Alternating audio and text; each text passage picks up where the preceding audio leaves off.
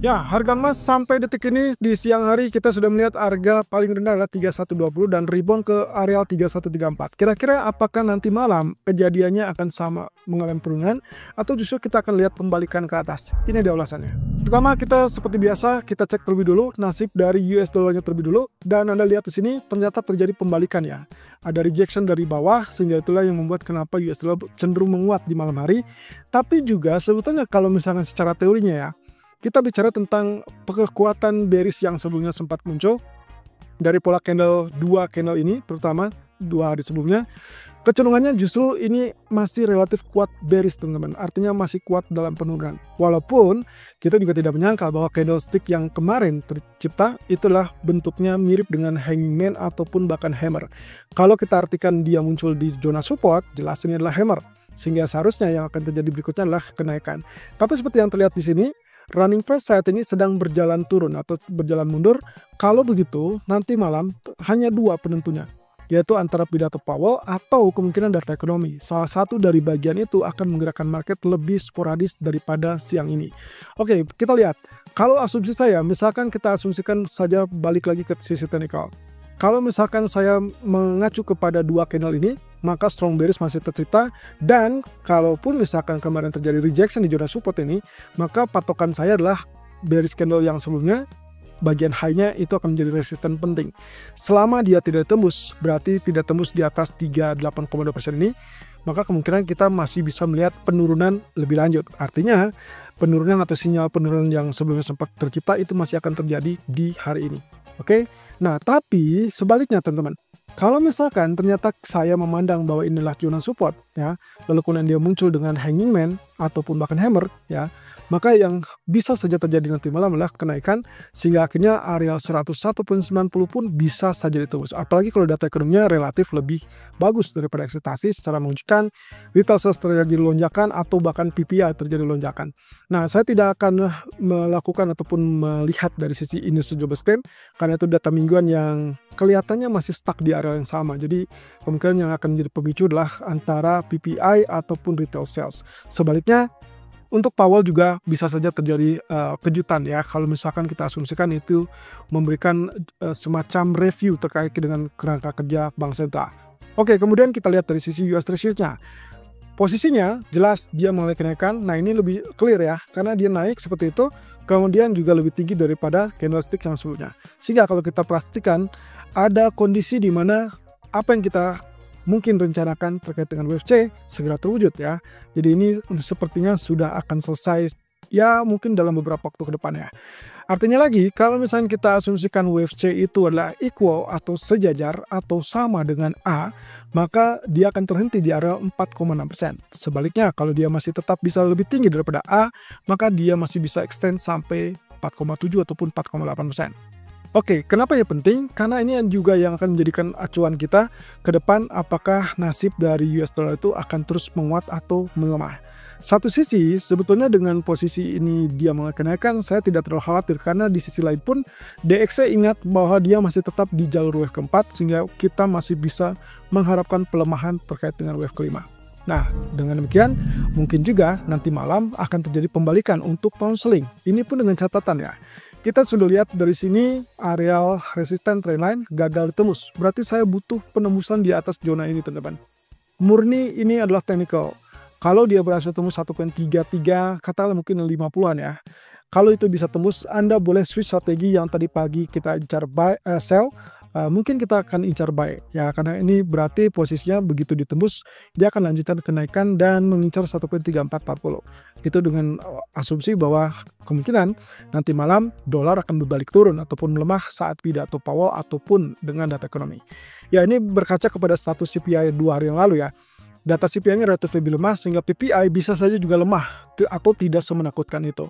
Nah, otomatis nanti akan terjadi pembalikan. Tapi kalau saya lihat dari sisi technical only, maka saya akan abaikan dengan drama ekonomi atau data ekonomi dan juga terkait dengan Powell. Kita lihat di sini, posisi kemarin rejection jelas sangat kuat, kemudian dia tutup dengan shooting star. Artinya, lagi-lagi posisinya dia dalam jalur penurunan seperti demikian. Dan di dalam daily chartnya dia berada di jalur trend channel turun. Otomatis di grafik keempat kalau kita lihat yang tadi, maka seharusnya ini adalah swing high untuk terjadinya penurunan kembali. Jadi dalam hal ini, inilah yang membuat kenapa saya mempertimbangkan tetap melakukan sell, kemudian masih tetap concernnya adalah dolar masih relatif lebih kuat. Sementara kalau misalkan lihat dari crude oil sudah mulai penurunan persis dengan apa yang kita inginkan kemarin ya, dan juga kita curigai terkait dengan proyeksi dari double top. Tapi coba lihat ya, untuk saat ini dia berada cukup dekat dengan neckline 6160. Walaupun kita sudah lihat ada penurunan 6130 ya, tapi kita butuh trigger lagi untuk dia bisa tembus di bawah trend line support ya. Jadi kalau misalkan dia berhasil tembus, untuk mendapatkan penurunan lebih efektif atau lebih lanjut, maka kita perlu lihat dia turun di bawah 6100. That means 30 poin dari zona low yang saat ini tercipta. Oke, dengan demikian saya tetap pertahankan sell, apalagi dengan dukungan dari candlestick yang ada di grafik daily. Maka kemungkinan potensi penurunan sampai zona 60 ataupun bahkan 59 harusnya bisa terwujud kembali. Apalagi kalau misalkan betul-betul hari ini dapat kabar bagus lagi dari Iran, yang mana dia meminta untuk dicabut sanksi sehingga dia berjanji akan melakukan atau berkomitmen untuk menghapus ataupun mencabut yang namanya program nuklir mereka. Jadi sell masih tetap preferable, kecuali kalau ada perubahan, ternyata perang berlanjut ataupun bahkan ketidakpastian terkait dengan Iran ataupun nuklir Iran itu masih tetap berlanjut, maka dia bisa berbalik. Cuman untuk strategi switch strategi menjadi buy hanya bisa dilakukan saat dia betul-betul tembus di atas 63.80. Selama itu tidak tembus, maka proyeksi untuk penurunan masih bisa terjadi. Dan berikutnya untuk gold setelah terjadi penurunan, oke, yang pertama yang perlu kita ketahui di sini adalah posisi penurunan berhasil tembus neckline. Dan ini adalah area yang kita curigai sebagai double top. Waktu itu kita sempat singgung selama 3200 tidak tembus maka dia akan terpantau. Dan itu pernah terjadi 1 atau 2 candle yang lalu ya. Tapi masalahnya adalah kemarin dia gagal naik teman-teman.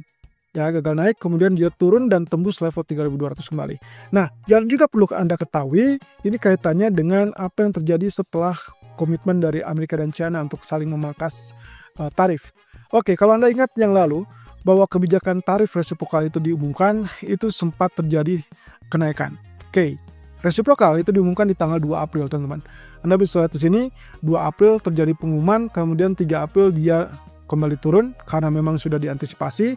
Kemudian, nah di tanggal 9 April mereka umumkan terkait dengan resiprokal tambahan ataupun ya jeda untuk masalah resiprokal. Nah, yang terjadi saat 9 April ataupun 10 April itu adalah lonjakan karena ada kebijakan tarif yang kita sebutnya mungkin aksi balasan dari China. Dan itulah sejak saat itu dia mulai kenaikan. Jadi kita tandai saja antara tanggal 9 dan tanggal 10 ini. Tapi saya rasa sih tanggal 10 ini yang akan lebih recommended ya. Kenapa? Jadi kalau misalkan lihat dari sini, posisi dari tanggal 10 menunjukkan areal terendah 3071 dan tertinggi 3176. Area 3176 jelas kemarin sudah ditembus ya, dan termasuk hari ini. Apalagi dia sudah berada di 3140 dan low 3120. Oke, lalu kemudian yang kedua. Yang kedua adalah level terendahnya 3071. Berarti ini akan menjadi sasaran empuk ataupun bahkan target optimal dari potensi penurunan ya. Untuk saat ini dia tertahan 3120. Kenapa 3120? Oke, kita lihat. Saya perbesar lagi. Posisi dari candlestick yang tanggal 10 ini, kalau saya bagi 2, maka 50%-nya itu adalah di 3123. Maka dari itu, sangat wajar dia tertahan di titik tengah. Dan kalau Anda baca di artikel hari ini, kita sempat mention area 3123 ini sebagai titik pantau ataupun potensial pantau. Nah, berarti harusnya hari ini, kalaupun sudah terjadi penurunan signifikan, maka dilihat dari grafik H1 seperti ini, harusnya kita sudah selesaikan penurunan tersebut, atau at least jeda untuk sementara. Kalau saya hitung lagi, misalkan untuk skala besarnya adalah ini wave 1, kemudian ini 2, lalu kemudian inilah 3, dan yang kemarin adalah wave keempat, maka inilah wave ke-5-nya. Nah, otomatis dengan demikian harusnya kita sudah mulai melihat adanya pantulan seperti A, B, C. Dengan demikian harusnya kita sudah mulai buy saat dia sudah sentuh level 3120-an ini, teman-teman. Nah, kalau misalkan ini betul, maka Anda boleh lakukan buy. Terutama pastikan di malam hari bahwa data ekonomi tersebut relatif lebih rendah daripada ekspektasi. Kalaupun tertinggal, misalkan yang saat ini terjadi adalah dia sedang berjalan di wave A seperti ini, maka asumsi saya kenaikan tersebut akan tertahan di area 3167.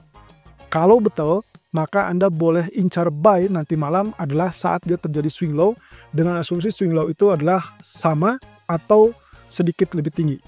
dari posisi low saat ini 3120, dan itu berarti kita asumsikan wave B. Dan dari sini baru kita akan dapatkan kenaikan sebagai wave C. Nah, tapi sebaliknya teman-teman, yang agak berbahaya adalah kalau ternyata kenaikan ini adalah semu, sehingga akhirnya 3120 akan terus ditembus, maka Anda harus waspada dengan zona support yang ada di 3110. Oleh karenanya, strategi yang paling aman sebetulnya menunggu sampai 3110 ataupun 3100.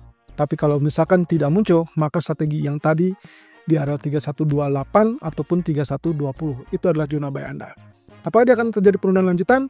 Sepertinya kalau misalkan kita sudah lihat tergelincir sangat cepat, apalagi dalam 1 hari terakhir, ya kita asumsikan tadi dengan grafik daily yang sudah tertahan di zona tengah, bisa saja ini adalah penghentian sementara waktu. Kecuali kalau Powell pidato nanti malam kecenderungannya tetap bersikap hawkish.